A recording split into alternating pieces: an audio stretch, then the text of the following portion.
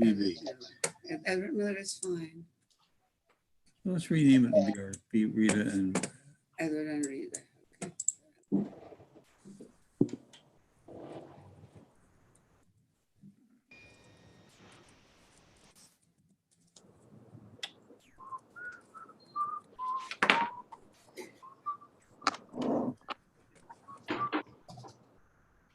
and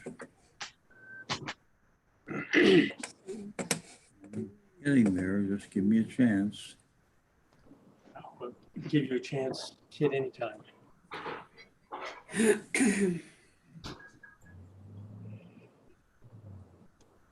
Volume thing down at the bottom, I don't know whether it works at night. Mute ourselves.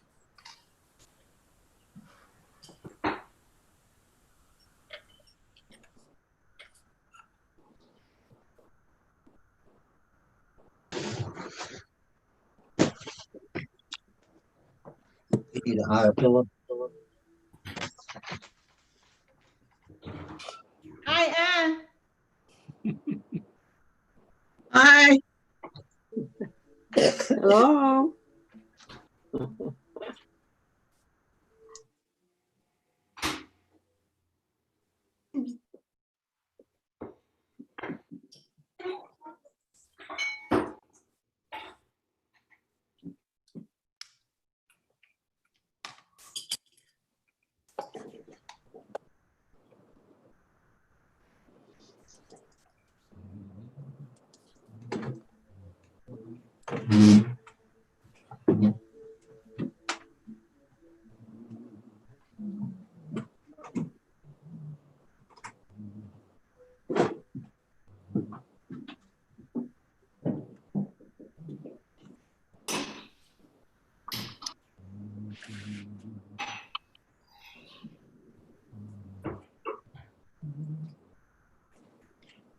Aloha all.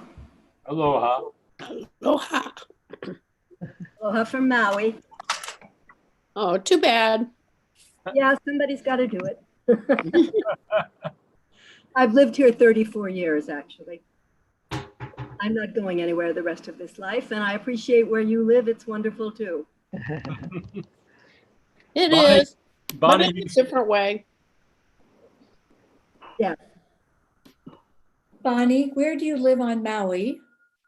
I live on the South Shore, Kihei, the end of Kihei. It's an area called Maui Meadows. You know it, Lynn? Yes, yes. Good, that's where I live. Good night. we've actually had, Bonnie, some discussion with some folks from your course about collaborating. That would be wonderful. Yeah. It's great to have you with us. Thank you, mahalo. Hey everybody, this is Christian. I'm going to mute us all and put up an image that Ming will speak to at 7 o'clock. So he'll probably come on board here and start us off shortly. Meanwhile, I'm going to mute most of the rest of our microphones. Just as you mentioned that, Christian, welcome everybody. It is Monday, of course, at 7 o'clock. And we are excited. This is the last of our series on Brahms. And later this month, I believe starting on the 27th, we're going to be diving into Tippett and his A Child of Our Time. And as I mentioned, the Tippett is an amazing work talking about the oppression of the Jews for the Kristallnacht during World War II. It was written during World War II. And it's, I think I mentioned last week, one of these pieces that's constantly said to be relevant every single time it's performed because it deals with oppression and inequities in society today. And it's set up like a Bach passion. It's set up where there's interjections in the work, and instead of chorales like in a Bach Passion you'd find, there's spirituals, and so it directly connects the African American experience or the Black experience because it was an English work, African American experience with the oppression of the Jews, and especially relevant I think today. And so we're going to be spending time learning about learning some of the chorales, those spirituals, and having some fantastic guests. And so, this is the last of our Brahms series today, and we're going to be looking a little bit more, doing a little bit more work on the fourth and fifth movements, of course. And we're going to be having our guest Ellen Leslie join us again. Fantastic soprano, sang with San Francisco Symphony several times as in the chorus, and is a wonderful clinician, and she's going to be joining us for those last session as well. But before we get started, we wanted to acknowledge that one of our BCCO family members, Joe Liebling, passed away this past week. And Joe is a very special character with BCCO, is one of the conductors for many concerts and a long association with BCCO. And one of my first introductions to BCCO was through Joe as well. And when Brahms Requiem also has significance to the community chorus, BCCO, because it was the last work that the previous director, Arlene Sagan, conducted before she passed away. And during those concerts, she was actually too infirm to conduct all three concerts. So Joe actually stepped in to conduct several of those concerts, do a lot of the rehearsals or whatnot. An amazing, amazing musician and conductor. He could sit down at the piano and basically just harmonize and play anything. And he was always quick with a smile and was so encouraging of the chorus and of everybody. And so it's just another, it's during this tragic time, during COVID time, it's funny because it does feel like the world stopped and people are eager to get going, but we realize that time still continues on. And I think for me, that's punctuated by the births and deaths of people, knowing that life is still continuing on, even though we feel a little bit trapped sometimes. And so we want to dedicate these sessions, of course, to Joe, especially because of Brahms is so relevant to his interactions with BCCO. I wanted to say that at the beginning. So like I said, today we are going to have a little bit of work on the fourth and fifth movements and do a little bit more detail work. And we're going to start with a warm up from Julia, I think, and then get started. So Julia, it is all yours. Hello, thank you. So let's all start standing. So find a place nearby where you can stand but still see the screen, or at least hear what we're talking about. And once you find your good standing place, your spot, close your eyes for a second. We're not going to do marching or anything this week, but just close your eyes and tune into your body. Think about where your feet are placed on the ground. Do you need to move them at all? Do they feel like they're grounding your posture and your position? Are they underneath your hips? Do you feel like all four corners of your feet, do you feel like your heels and both your toes are pressing evenly into the ground? And now follow the energy up to your knees. Make sure that they have a little bit of bounce in them. Continue that up and see if you can align your heart kind of over your hips so that you have that nice kind of posture. Go ahead and bow your head and just let your neck relax for a moment. And take your nose and draw giant circles with your nose. In any direction you want, just draw a circle so that you get a nice good neck stretch.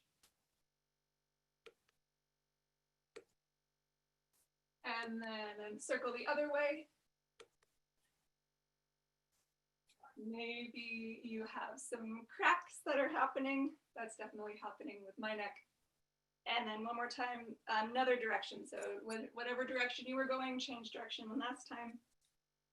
And then bring your head back down so your chin meets your chest, and then very slowly roll your head up to center and try to kind of engage and elongate your neck.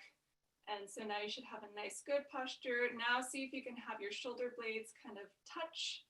So stretch your shoulders back, have your shoulder blades kiss, and then relax them to a nice, relaxed posture.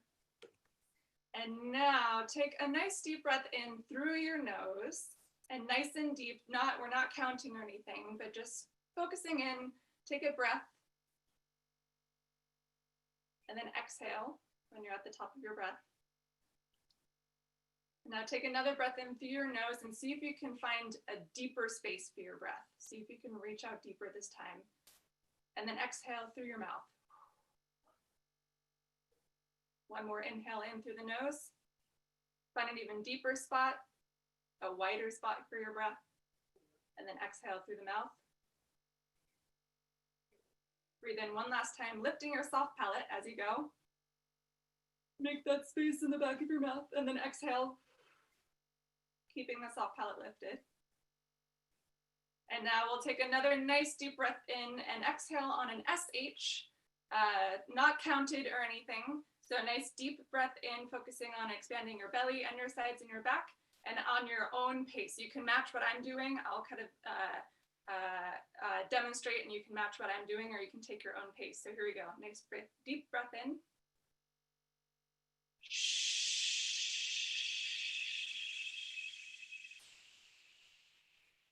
When you're out, replenish your breath. Find a nice deep spot for your breath.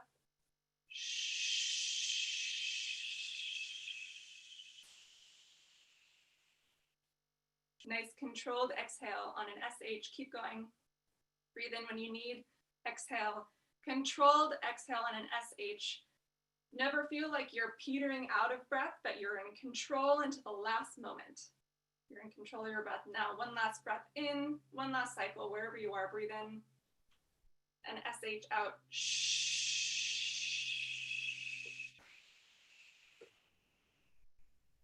And now we'll do a similar thing. We'll breathe in and now pulse on an SH. So we'll go shh.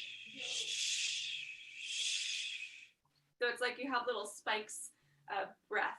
We're never letting go of the breath entirely. So this is not shh, shh, shh. These are not pulses, but little spikes. So you are always holding onto the breath, but you're just engaging and breathing more out and less, kind of like an ocean wave. Okay, here we go. Nice deep breath in.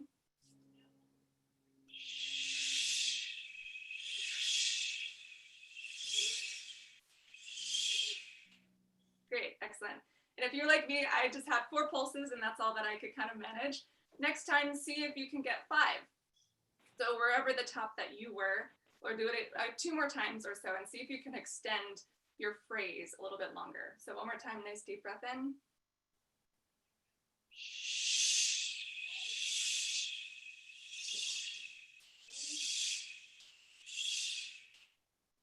And one last time.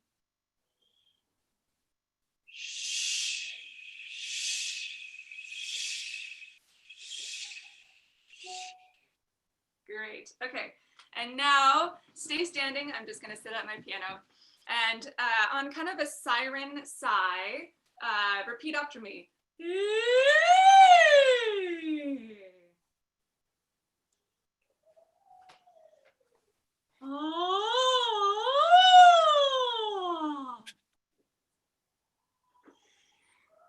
I love all of the drop jaws and open space that I see. That's excellent. One last one. Go a little bit lower this time. Excellent. Okay, and now we will sing. So our soft palate and our tongue are coming together for a nice NG sound, focusing on your breath, making it legato and sustained. So don't focus so much on your pitch or your placement, just focusing on how your breath helps you build your phrase, right? So here we go. 1, 2, ready.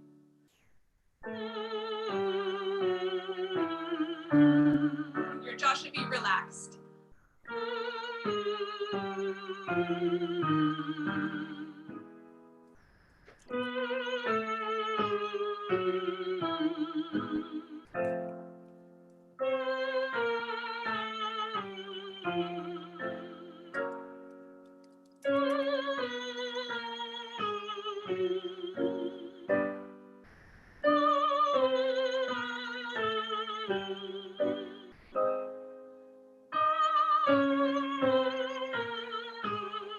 Last one.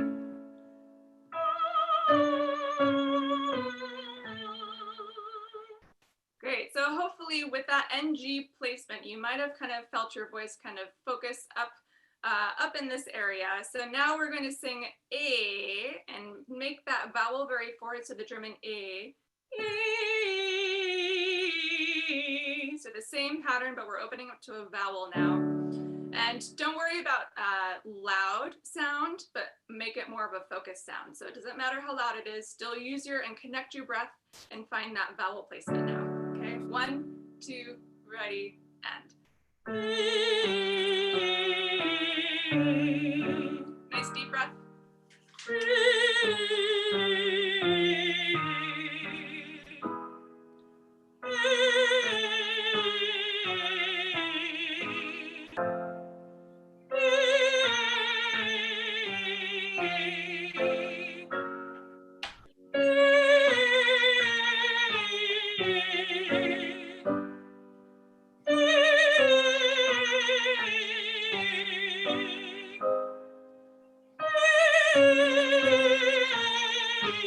You can open more space.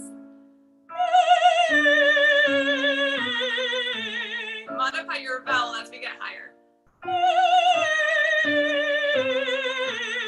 Last one, sopranos and tenors.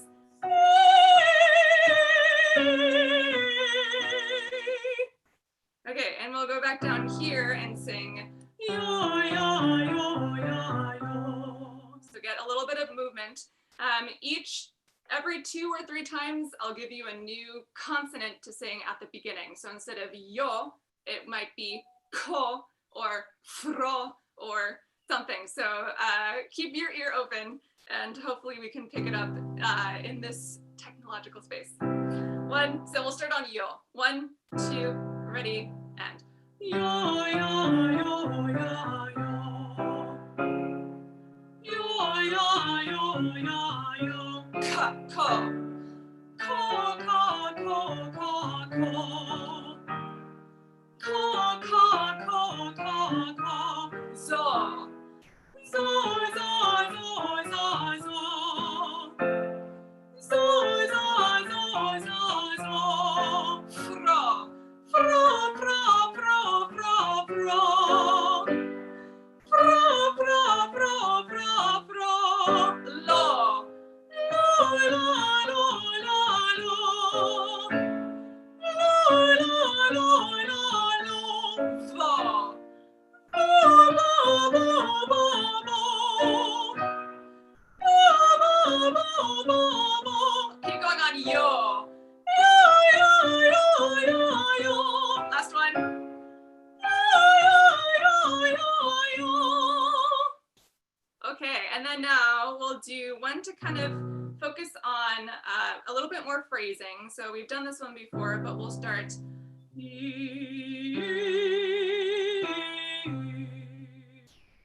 And on this one, we want to focus on phrasing. So see if you can get that hairpin as part of the warm-up. So crescendo through that bottom note into the high note and keep singing through it, but do take crescendo and taper off of it. So we're looking to practice our phrasing over long phrases that Brahms does, and especially in the 4th and 5th movements that we sing. Okay, here we go. Ready, and.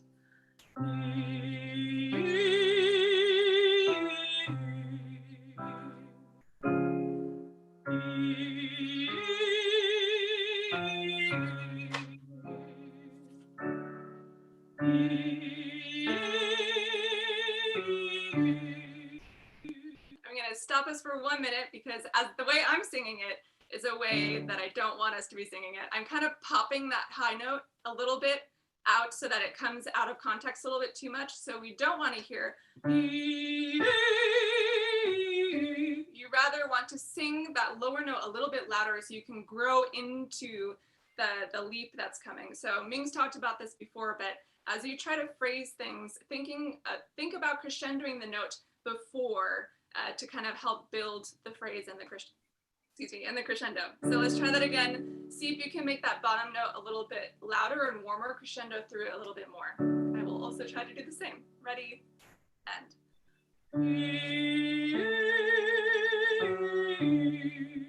And taper up to the end.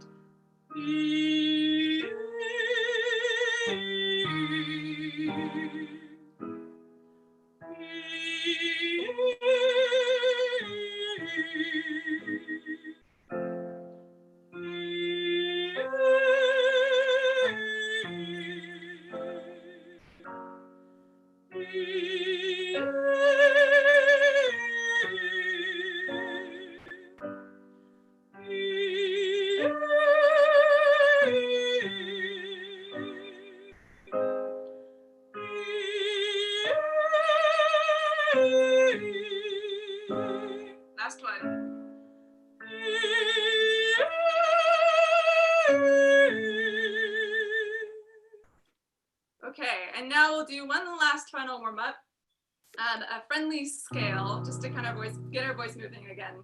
So we'll sing.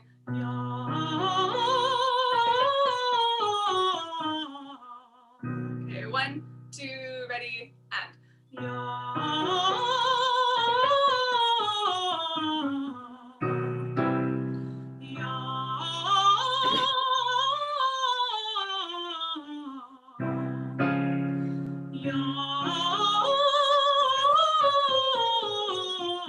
Nice deep breath.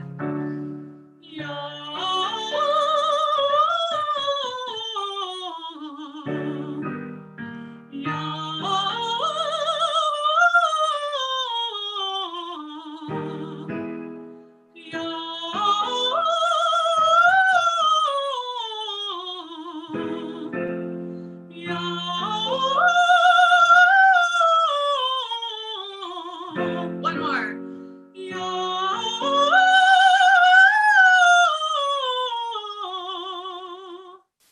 Great, excellent. And now take another one last deep breath in and sigh from the top of your range down, not stretching or reaching, but just kind of feeling where the top of your range is. And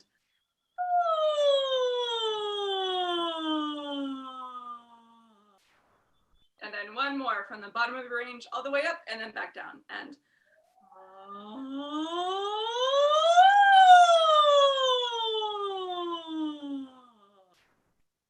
And that concludes our warm-up.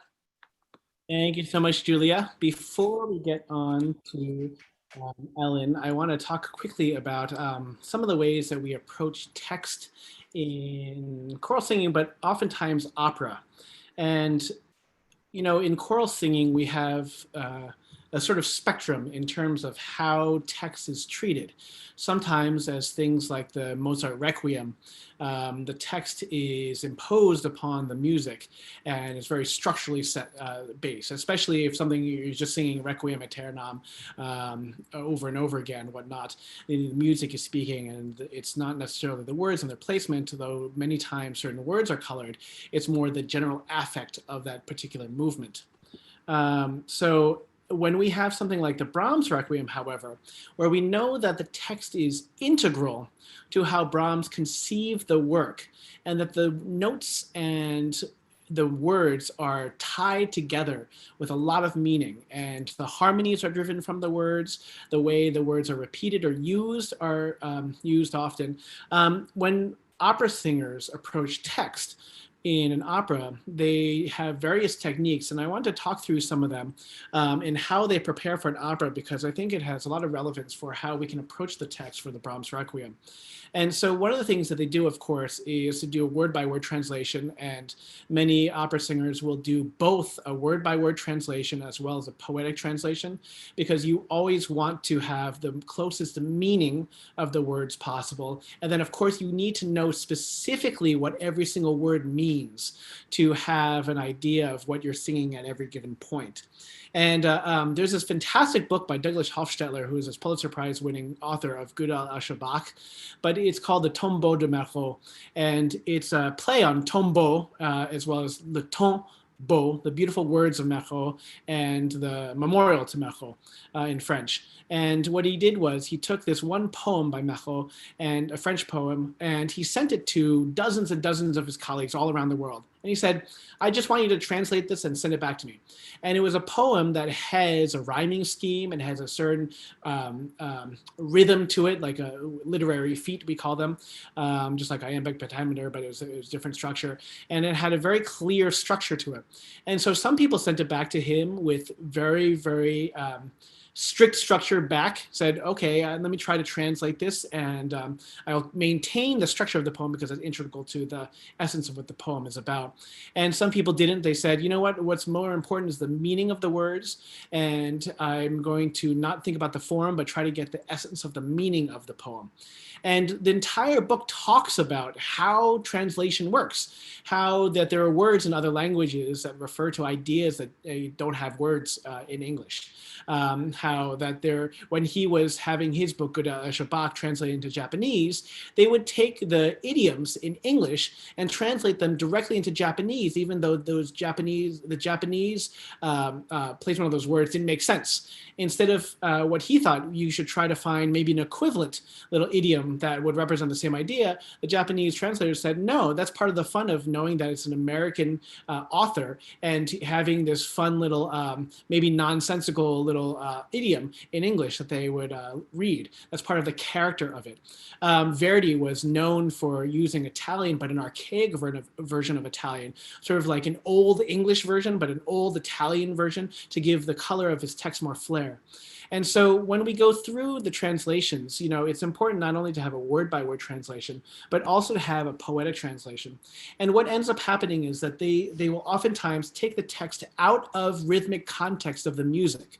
So instead of Wie lieblich sind deine Wohnungen, you'd actually sit there and speak it as if you were just speaking it in German. Wie lieblich sind deine Wohnungen. And so we can try that, for instance, wie lieblich. And, you know, just try to say that with me. Everybody, we're going to say wie lieblich. And what, of course, that means is how wonderful, how beautiful, how amiable, depending on the translation, you know. So everybody says say wie lieblich, right? And wie lieblich. And what we can try to do is try to color that word. If you were to say in English, how lovely is your dwelling place? How lovely is your home, let's say? How lovely is your home? How lovely is your home? There's so many ways of approaching it. And just like if you're doing a play in English, obviously we'd sit there and play around with how to emphasize, how to color the words. And just because a text is in a different language doesn't mean we don't do the same thing too. So let's take that first line. How amiable are thy tabernacles, O Lord of hosts? That seems like a bit archaic as well. That's the translation that I have from Stanford. But how lovely is thy dwelling place is oftentimes translated version of this. But we can say that, let's try, how lovely is thy dwelling place? So everybody just say that together. How lovely is thy dwelling place?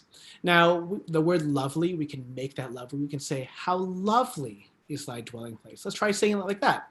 How lovely is thy dwelling place? Or you can put the emphasis on dwelling place. How lovely is thy dwelling place? Like the word dwelling place has the loveliness, and you want to imbue the word lovely to dwelling place. How lovely is thy dwelling place? Let's try that together. How lovely is thy dwelling place? And so when we change it to German, we say the same thing. Wie lieblich. Try to say that as you own the word lieblich, like it is lovely. Let's try that together. And wie lieblich. And can you use the consonants to try to get across that sort of meaning? Wie lieblich. Like you're lovely. The way we say lovely in English, we can make that L loving. We can say how lovely. And wie lieblich, you know, with a German L, of course. And so let's try that together. Again, wie lieblich. And sind deine Wohnungen.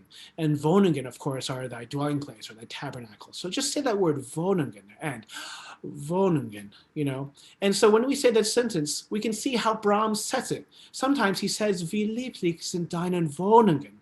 Sometimes he says, wie lieblich. Sometimes he puts the emphasis on lieblich. Sometimes he puts the emphasis on Wohnungen. And so when you look at your particular line in the music, you should look on to how Brahms has set that text. And so when you have, let's say at the very beginning, your particular line, the fourth bar for everybody, you see that you start off piano, but you crescendo. And it doesn't stop at Wie lieblich sind deine Wohnungen, Herr Zebaoth. You crescendo to Herr Zebaoth, Lord of hosts, oh Lord, right? It's like you're crescendoing to that. However, if you go to the tenor line on bar 25 with a pickup, you don't have that crescendo there. In fact, the word lieblich is actually extended. It has a little bit of line. Wie lieblich sind deine Wohnungen, Herr Zebaoth.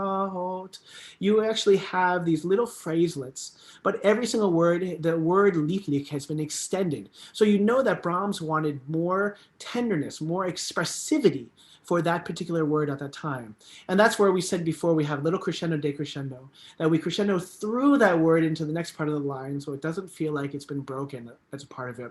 And then we have little tail. We have on bar 33 the basses version of that, and then the altos and sopranos, the same thing. That word lieblich is extended at that point.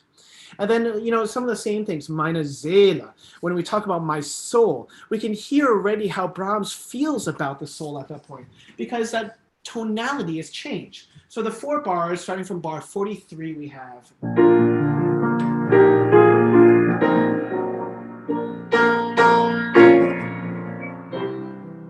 You have this B major section that's happened before. And then there is a longing that you feel immediately before you actually say the word longing. Verlanget und sehen. You know, you basically say longing, but before that, you know that your soul is longing and searching by the way that Brahms set the music and that word, by the way he changed the harmony for that word.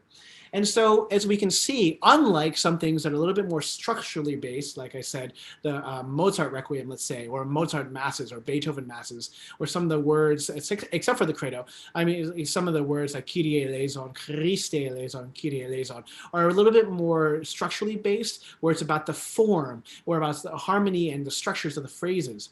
This section here with Brahms, with the entire Requiem, is built around the text.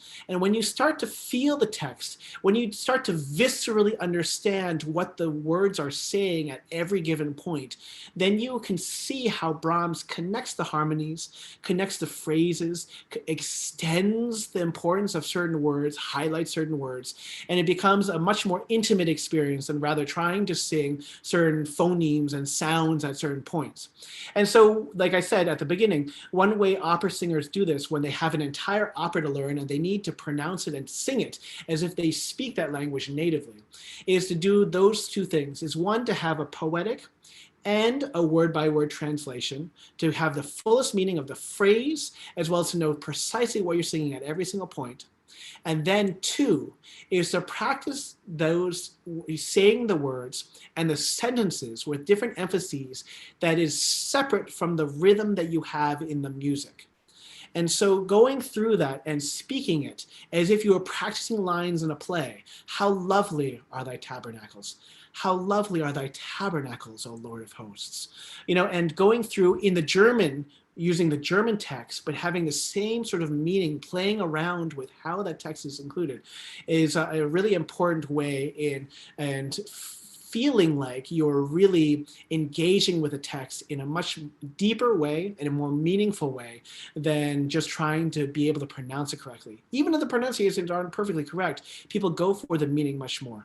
So I just wanted to say that, and that's something that we can practice often by ourselves, because you can practice it like in the car, and it's an easy way for people to start to learn the text and to memorize the text too, if you're trying to get the phonemes and the sounds correct and everything.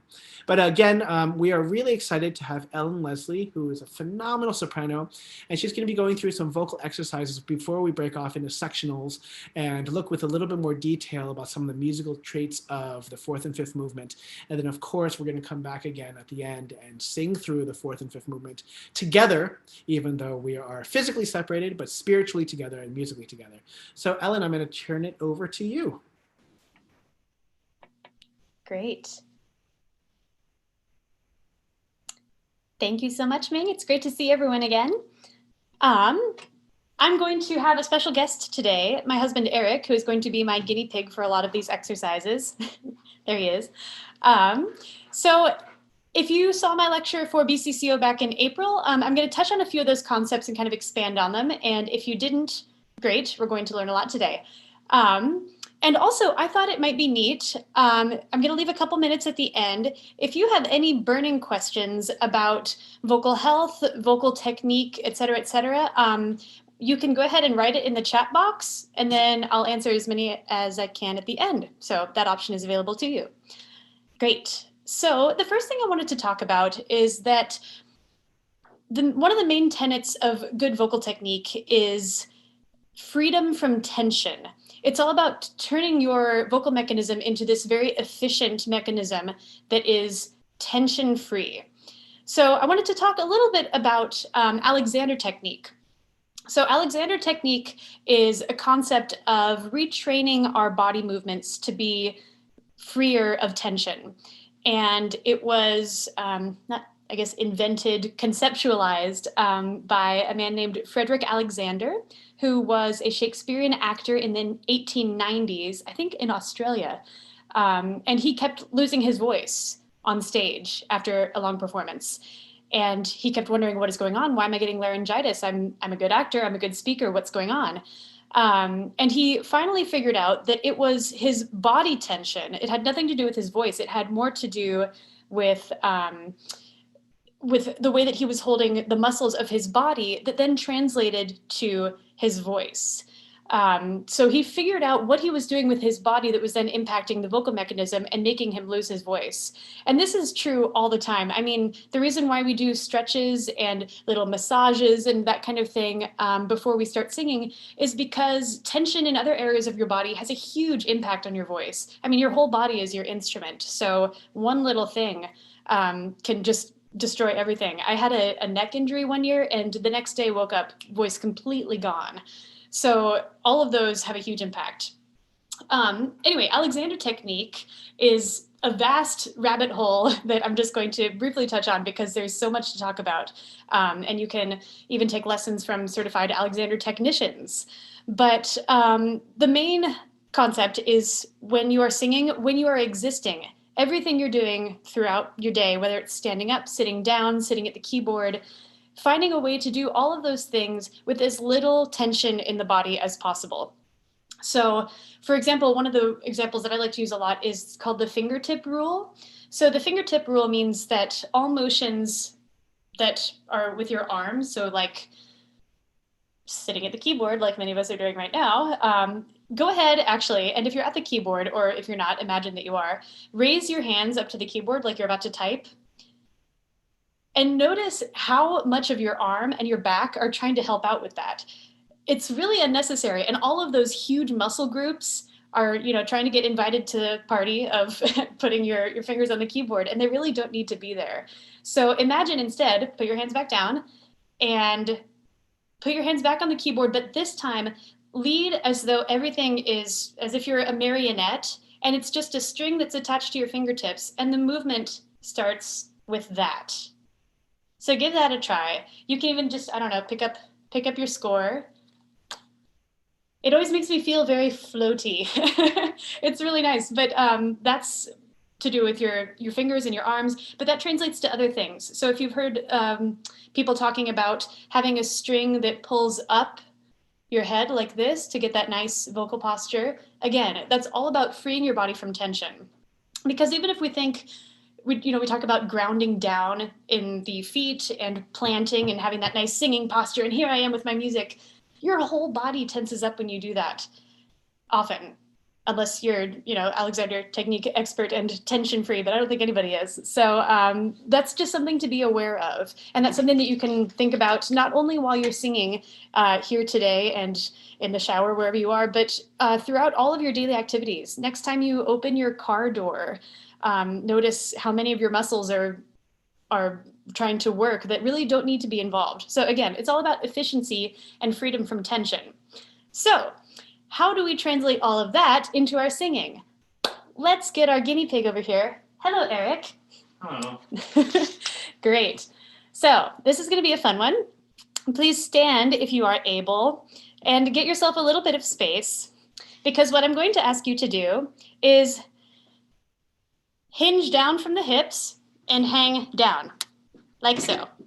Eric, plop. So what you want is for your legs to be kind of grounded, a little bit engaged, a little bit springy, but then the rest of you, your whole upper body should be completely loose.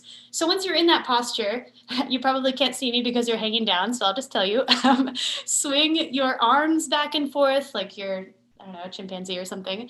And now shake your head no, and nod your head yes. Just get rid of all of that tension. Just let your legs support you and let all of the upper body, and especially the head and neck, be completely free. Now, the really fun stuff, stick your tongue out of your mouth and go, ah. Great. Now we're going to vocalize while we do that. So stay in this posture. Stand up carefully if you need a break and if all the blood is rushing to your head. But stick your tongue out of your mouth, and we're going to do this.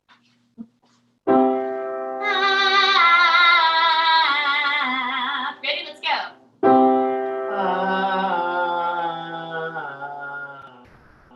If it feels ridiculous, great.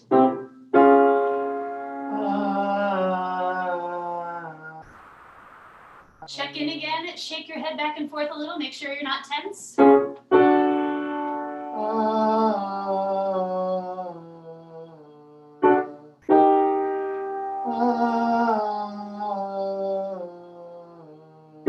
more.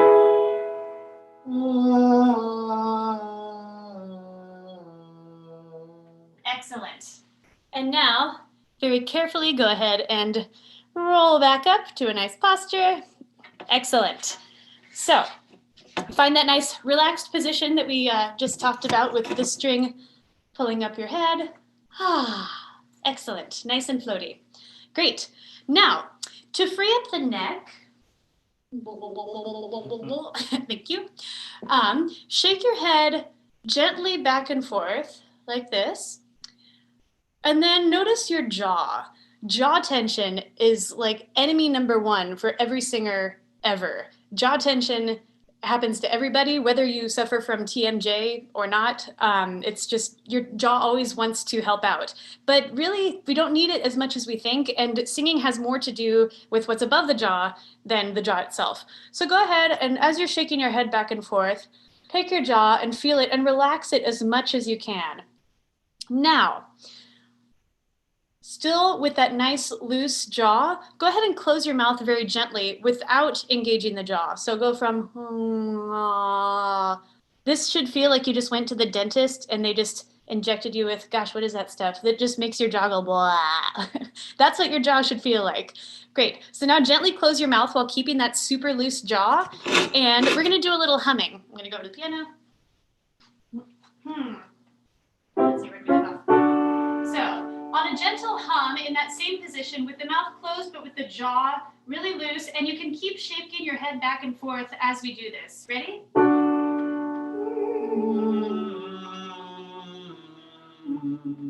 Keep this again.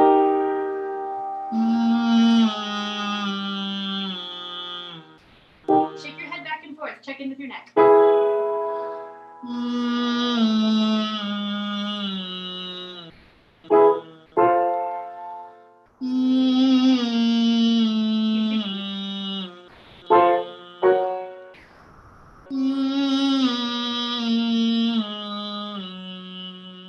Great. And again, this should just feel so buoyant.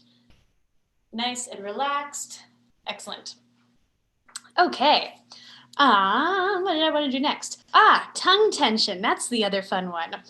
So we often pull back at the root of the tongue when we sing, and this is a really common problem, and it is just kind of a natural reaction, but it can make your sound get a little swallowed or choked or a little over dark maybe. So what we want to find is a nice neutral position for the tongue. What does that mean? It means... Sorry, my fault.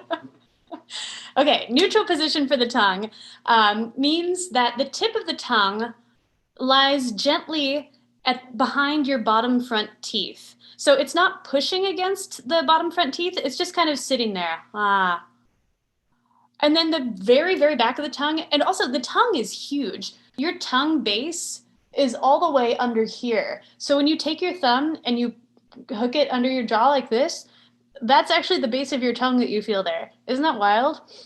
So the tongue it's one of the strongest muscles in the body, if not the strongest. Your heart is probably pretty strong, but your tongue is up there, which is crazy. But it goes all the way back here. So what you have in your mouth is just the tip of the iceberg in terms of the tongue. So that's part of why tongue tension is such a problem, is because it's such a big, strong muscle. Great. So again, find that neutral position where the tip of the tongue is touching the bottom of the front teeth, and then the very back should feel kind of flat. So when you're forming vowels, the middle of the tongue is what does the most work. So let's give that a try. Find that nice neutral, and then say E, E, E, E. So you'll feel the middle of the tongue lift up a bit and feel it kind of touch the back of your molars. It's like your tongue is going whoop, whoop, E, E, E, to touch those back molars. The tongue is not in neutral position when we sing consonants. And this is why, unless you're going for some kind of an effect, you don't lengthen consonants, and that's why we want to sing on the vowel. So, for example, you're not going to sing wie lieblich, you're going to sing wie lieblich. So it's up to the singer to kind of get to those consonants really quickly so that the tongue can get back to that neutral position as quickly as possible. Great. So let's, I want to talk really quickly about the 4 main systems of the voice. I promise this will be fast. So there's the air pressure system, which is what produces and sustains the air pressure to make your vocal folds vibrate. So everything having to do with breath, that's number 1. Number 2 is the vibratory system, which is exactly what it sounds like. It's what vibrates / buzzes to change that air pressure into sound waves. And that's, bingo, your vocal folds. Men's vocal folds vibrate from 100 to 150 times per second, and women's are about twice that rate. So that means that the vibration of your vocal folds, if you Google this, this sounds like an awful rabbit hole, but you can see these videos slowed down of the vocal folds going wob, wob, wob. And those are way slowed down because, I mean, 150 times a second or 300 for women, that's crazy fast. So that's what your vocal folds are doing. That's fun. That's the second. And then the resonating system is number 3. And this is the part of the system that changes those buzzy bzz vibrations into what we recognize as the sound of a human voice. So this includes your oral cavity and your sinus cavity and like your soft palate, all of the stuff that is kind of the echo chamber, your larynx as well. And then the 4th is the articulatory system. So that's how you form words. That's your lips, your tongue, your mouth, and the muscles around the embouchure of your mouth as well. Great. So the main one that I want to talk about right now is the air pressure system. So when we talk about breathing and about breath support, that's the system we're talking about. And a lot of major vocal issues or problems that we diagnose, like breathiness, pitchiness, that mostly has to do with the breath. So this includes more than just your lungs. So this includes your diaphragm muscle, which, well, stand on tiptoes here. Your diaphragm muscle, which is at the bottom of your rib cage in the middle right here. It's shaped kind of like an upside down contact lens like this. It includes your chest muscles all up here, all the way up here, yes. And it includes your rib cage and the muscles around that. And it includes your abdominal muscles.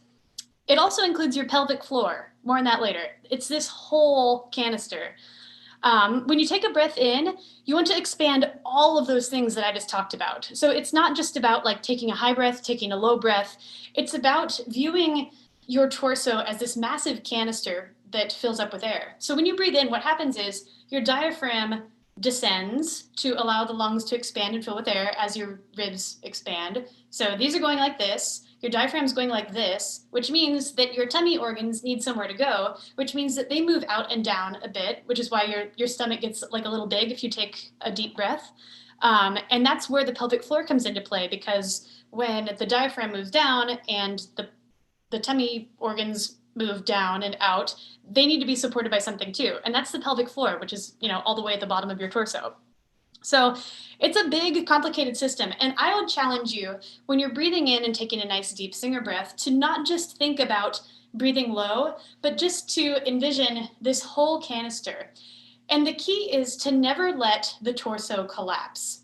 And to check in with that, you can think about keeping your shoulders back, and almost like your shoulder blades are trying to get a little bit closer together and move a little bit down. I had a teacher who said, like, you're trying to tuck your shoulder blades in your back pockets of your jeans. That's a little extreme because you don't want to do this. But you want to make sure, like when we do our shoulder rolls, that you roll back and get this nice posture. Because if this collapses, if any of that complicated system that I just talked about collapses, then that's when you're going to run out of air. That's when you might start to get pitchy. Because again, this is supporting everything. Great. So we've set up that nice structure, and it's the support of your abdominal muscles then that will help drive the sound. So get in a nice breathing posture. Think about expanding your ribs as you breathe in.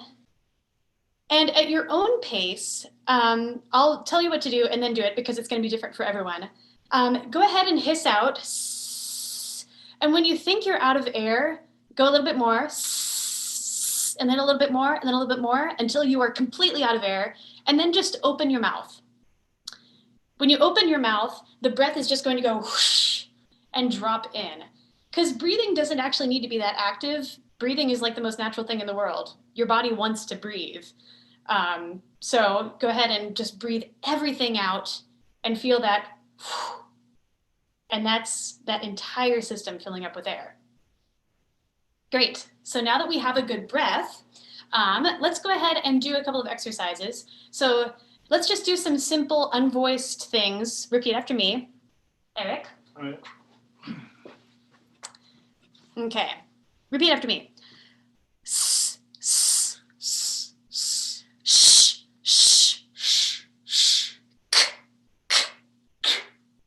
And then we'll start to add the voice.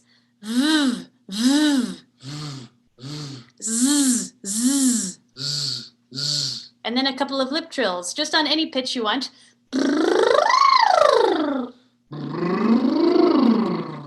And then we can even practice some bouncy staccato. So I'm going to go to the piano. Now, remember to keep that nice posture with your shoulders back and expanding and lifting the torso while you do this. So let's just try.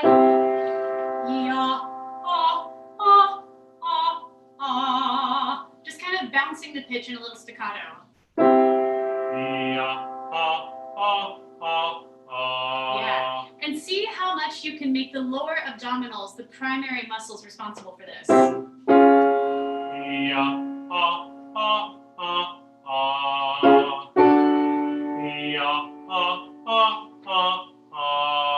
more. Very nice. All right, I'm running out of time, so I want to get to a little more of this. Great, and that support and you and that whole structure and keeping the integrity of that is also going to help you in your dynamics.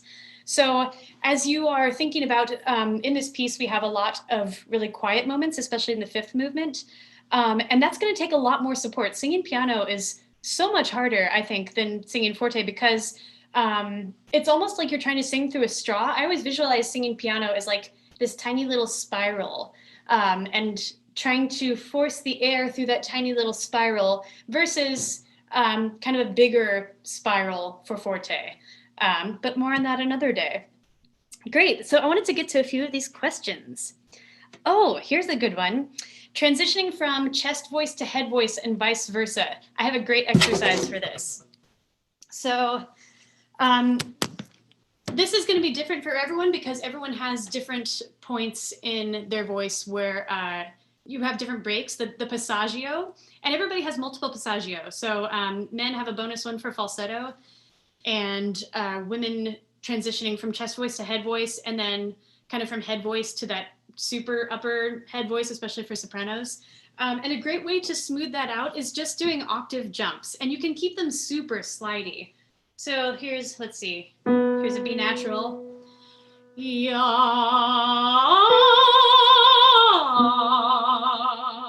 And you can just move up and down the scale.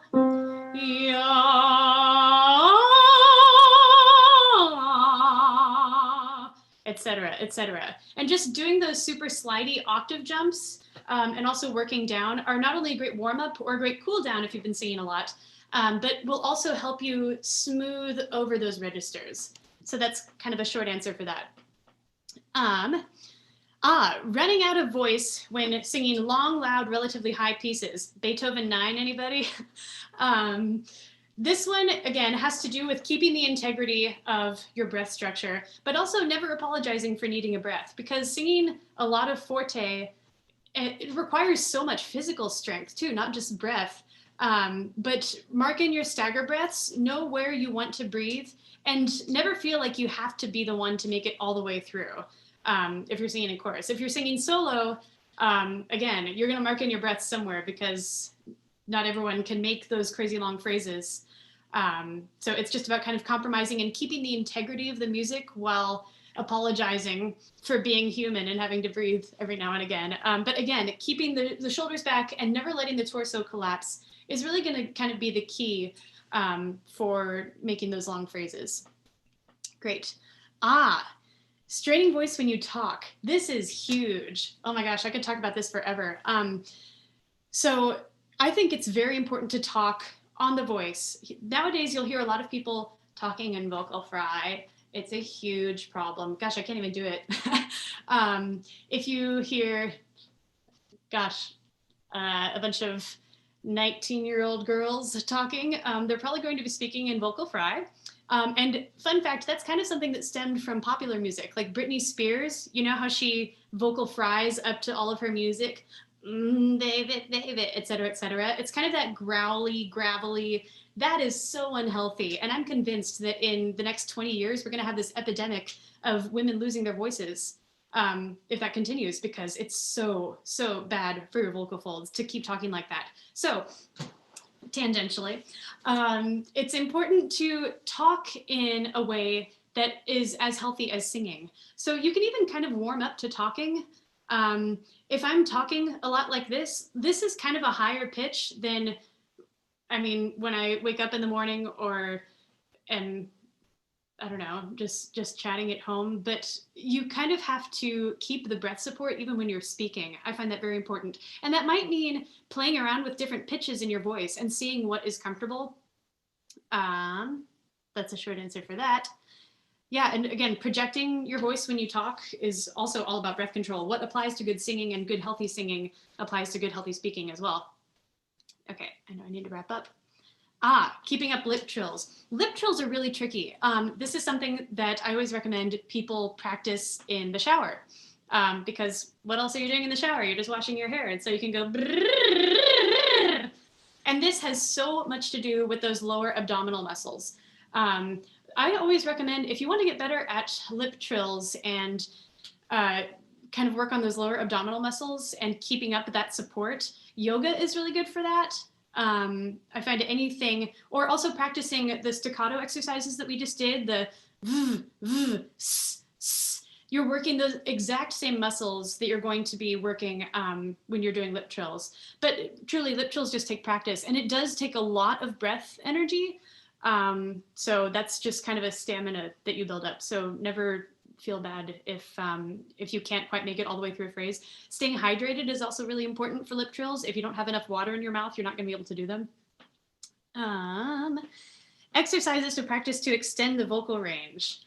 This one takes a lot of time, and this is almost like if you're training for a marathon and you're never going to sit down at the keyboard. If your range goes up to, I don't know, a G above the staff, then you're not going to sit down and say, I'm going to sing a Queen of the Night high F. That's just not going to happen. So it's all about building it up incrementally. And I might have mentioned this last week, but high notes are kind of about freedom of tension, like I talked about with Alexander technique. So the key with high notes is to never try to stretch for them and reach for them from below. So I think it's actually better to try to pop up, for example, ya, than to try to start ya. Popping up to high notes tends to be a little bit easier because you're not starting in that high position. So ya, or you can even scoop because if you try to just start it, then you're going to try to kind of like reach for it and drag all that weight up. And that's going to be way harder. So I would recommend try popping up to the high notes and always approach high notes from above. Never think about reaching for a high note. Always think, oh, look, here I am. I'm a bird sailing along and oh, here's a high note that I'm approaching. That was a weird example, but that's what I think about with high notes, because otherwise, if you try to carry the weight up, it's never going to happen. So go incrementally, work on just singing a half step higher than you did the week before. Just go slow, and not every day is going to be the same. Also, if you sing a high C one day and it doesn't happen the next day, don't beat yourself up, because the human voice is not a machine that can replicate things. Great. All right, I've already gone way over my time. So thank you so much. This was really fun, and I'm looking forward to seeing sopranos and sectionals. Thank you.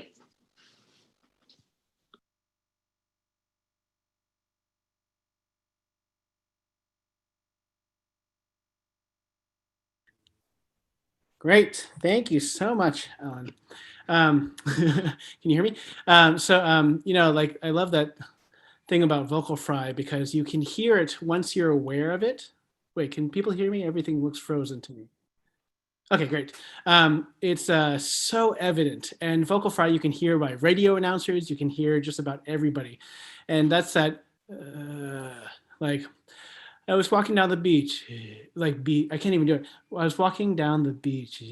Let me try. If I say hi to Ellen, and it's that that little like growl that you hear, and you'll hear it like on podcasts, on radio announcers all the time. And so once you hear it, it becomes really annoying, because you really realize how prevalent it is. In any case, we're going to be switching off into sectionals now. And so I'm going to leave it to the magic Zoom gods, Christian and others, to figure out how to divide us up. But Ellen's going to be working sopranos. I think I'm working with altos today. And then Julia's working with tenors, and Paul is working with basses, I believe. So we'll leave it to them to trade off. Great. Yes, we're going to go into 8:15. 8:15. So a good, maybe say 20 minutes. So let's do 20 minutes. 8:20.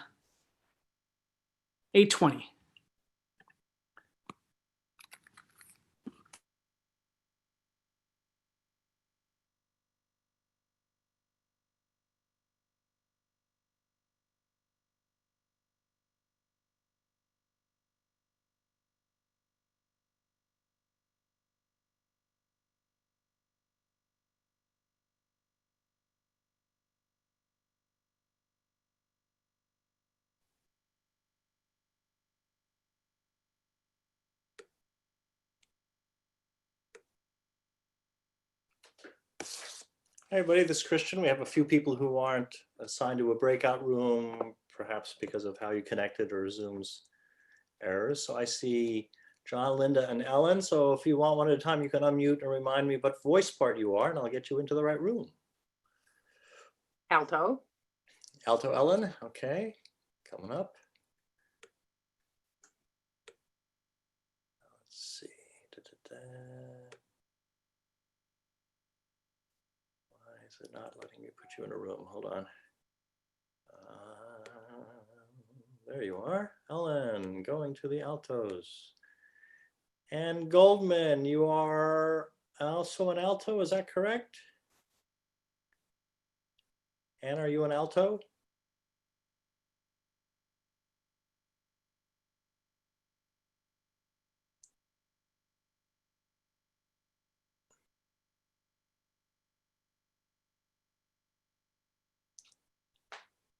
Hi, Anne, it's Christian. I see you're waiting to join our waiting room. Are you an alto or soprano? I'm afraid I've forgotten.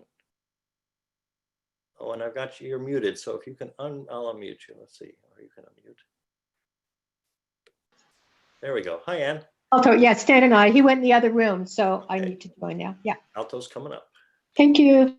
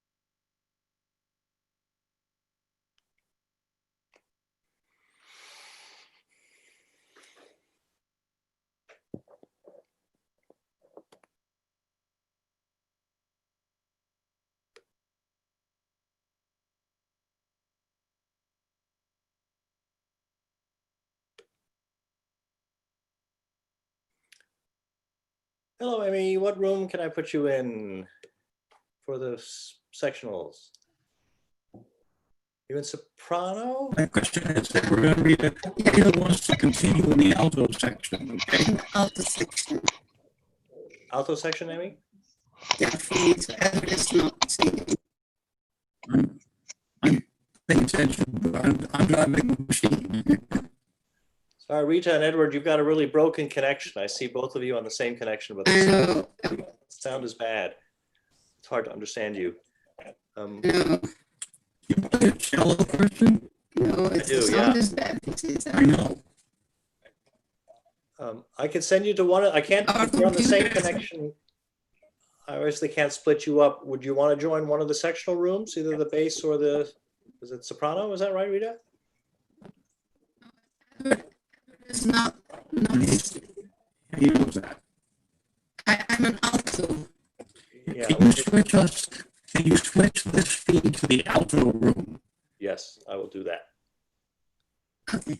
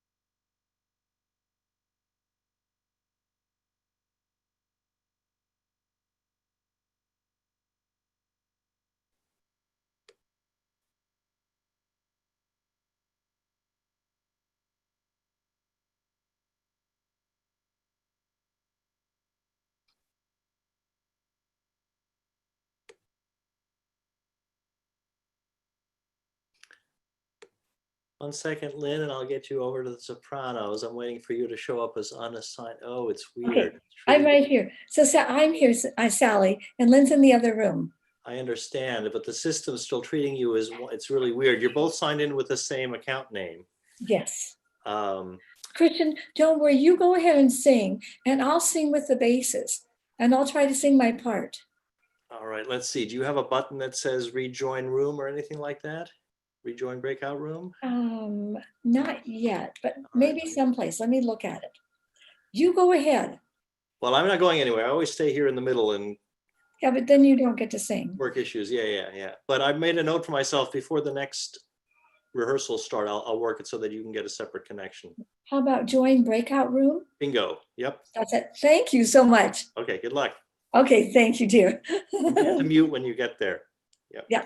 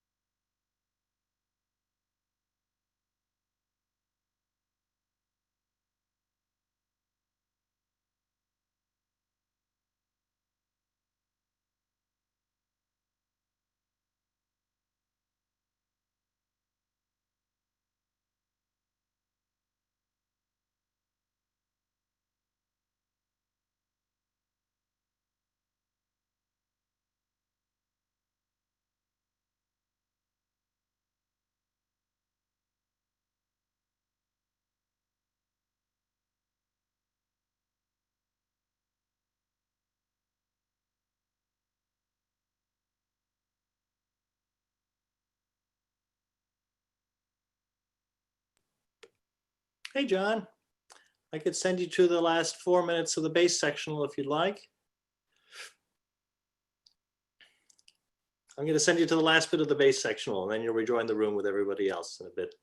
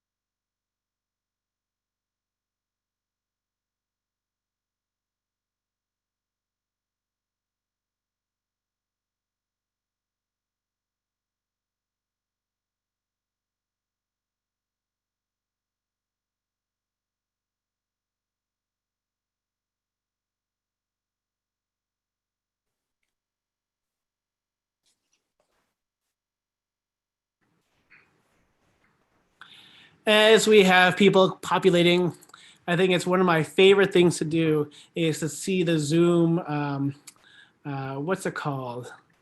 Gallery view suddenly pop up with everybody starting to come in again. So I am always in a quandary when everybody is actually here, but we seem to have 126 people here. So I think that we are all here again. So I hope you enjoyed this. It's really funny because, as I mentioned at the very beginning, all arts organizations are trying to figure out how to make online rehearsals work. And whereas we are very comfortable with our sort of 3 hour, at least for BCCO, 3, maybe 2.5 hour rehearsals where we go through methodically with some things, we're trying to figure out how with Zoom to do sectionals and to structure how the rehearsals would normally go. And so this has been a really wonderful experiment with all of us. I want to, of course, thank all the BCCO members that are here, but also say welcome and thank you to all of the non-BCCO members that have joined us for these sessions. This is, to me, feels like a really big sprint because we have gone through 2 very important, very intricate movements of the Brahms Requiem in 3 rehearsals that are about approximately an hour and a half each. And so that is something that is feels like it's quite quick. But we hope you enjoyed it. What we're going to do now is, of course, sing through the 4th and 5th movements. But I do want to put another plug in again. The Tippet, A Child of Our Time, is one of these really incredibly powerful works. The thing that I think it too often has a tendency to do is that people think that just performing it gives it importance. But just like we do in BCCO all the time, it's not about the notes, it's not about the rhythms.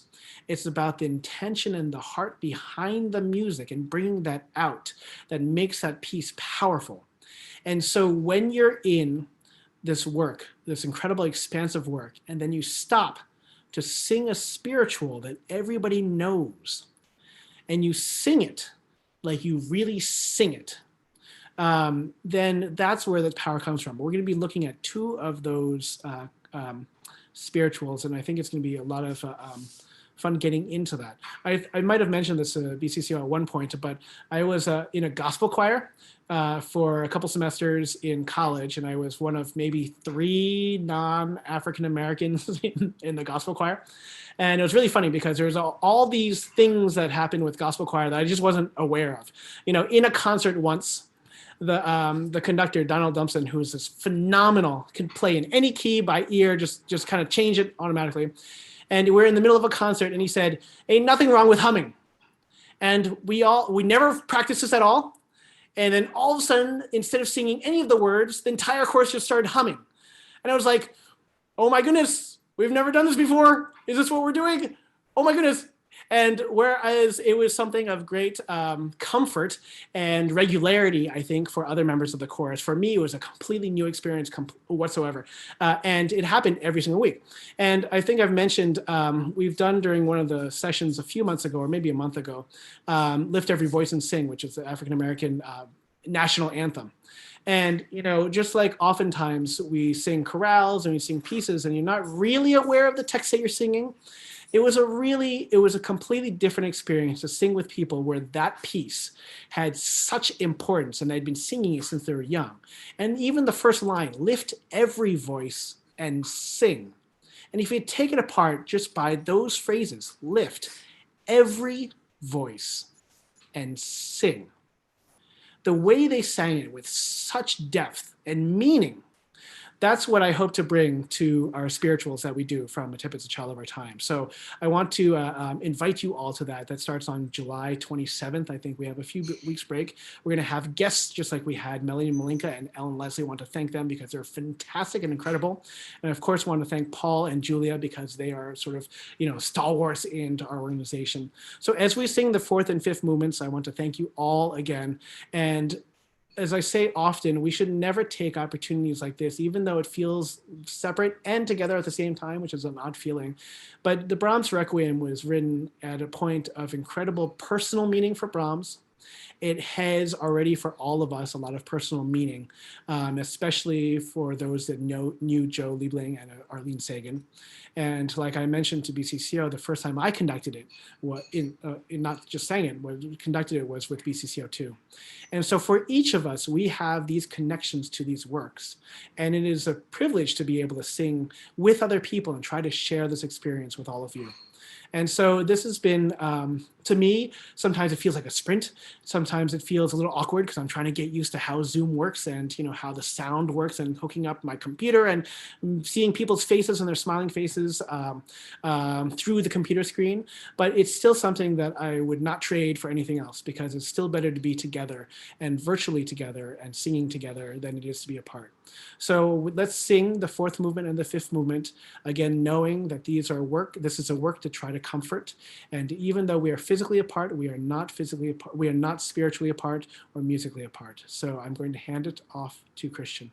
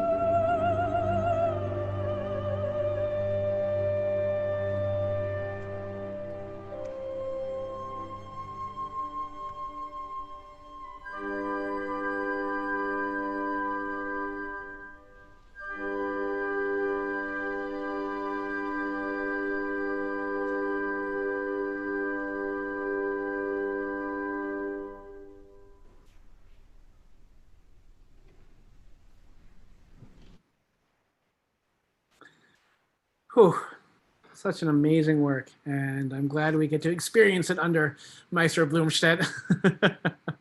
Amazing, amazing. So as we have done for these sessions, it would be great for all of us to unmute and say goodbye to one another. And this is obviously not a permanent goodbye. We hope to see many of you, if not all of you, at the sessions with the Tippett Child of Our Time. So good night, everybody. Night. Bye, Ming, everybody. Bye. Thank you. Thanks, Sean. Thanks, Sean. Thank you, everyone. Thank Bye, you. everybody. Thanks. Bye. Bye. You're having a great Very day. nice out there in California. Wear your masks. Bye. You, Christian. Bye-bye. How we sing this? Bye, Maui. Wow. For Joe. For Joe. Bye. Yeah. Miss him. Nice. Toast to Christian and the Czech crew. Bye. Bye, Veronica. Bye. Thank you. Thank you, Kristen. Thank you. Bye. Bye, everybody. Girls, vegetable. Bye. Okay. Bye-bye. Stay safe. Bye.